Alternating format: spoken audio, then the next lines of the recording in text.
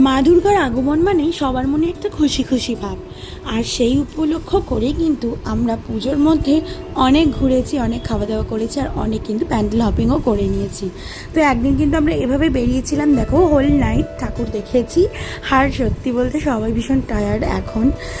Voice ওভারটা আমি পরে দিচ্ছি। তো লাইটিং যেমন আর প্রত্যেকটা প্যান্ডেলও সেরকম, কিন্তু অসাধারণ সুন্দর হয়েছিল। আর এই প্রতিমাটা দেখো কত সুন্দর। আমরা সেদিন রাত্রে কিন্তু এভাবে অনেক প্রতিমাই দেখেছি, প্রত্যেকটা তোমাদের সামনে তুলে ধরা হয়নি, বাট প্রত্যেকটাই অসম্ভব সুন্দর হয়েছিল।